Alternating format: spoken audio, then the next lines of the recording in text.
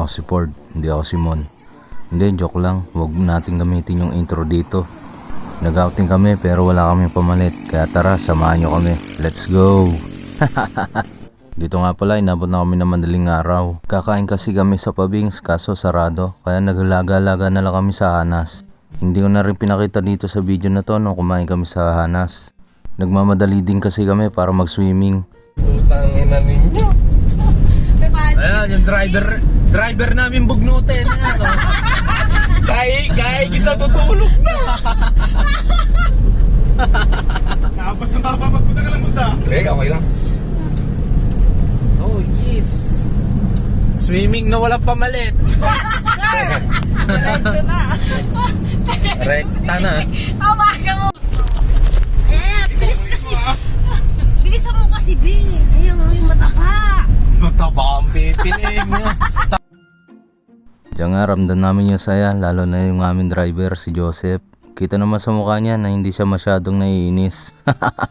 Kaya Oh, Sharon. bangkoro na walang dala kahit ano. Yung ba ng video mo? Ah, siya ang boss Pang-oro namin. episode. Carbon loading. Carbon Lodi. Sa kabila ng aming paghahanap, dito nga meron kami nakitang spot, isang ilog dito sa may Nagkarlan, sa Bangkoro.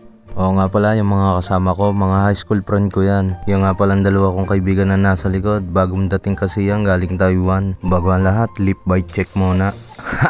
Dito nga mapapansin mo, mukhang maganda naman dito, kaso kami nga lang ang tao kasi masyado pa maaga. Para sa akin, kung i-rate ko to, maganda rin dito. Magandang spot do, kasi ilog kasi siya. Trip ko rin kasi yung mga ganitong nature, yung mga ilog. Nakaka-relax kasi, lalo yung mga agos ba ng ilog.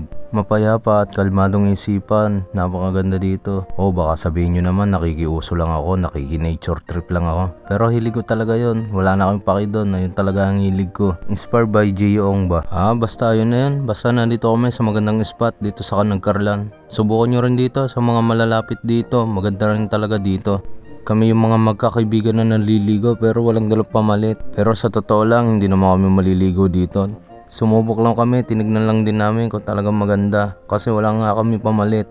Kumbaga tampisaw lang, ganun. Malay mo naman, balikan namin tong spot na to, pero maganda talaga dito. In-enjoy na lang nung aming dalawang kasama ng mga galing Taiwan. Ayan no, si Jeda nga pala yan at saka si Jinky. Ayan nga rin pala si Parang Boyong, bagong baba rin yan. Bagong baba ng tricycle.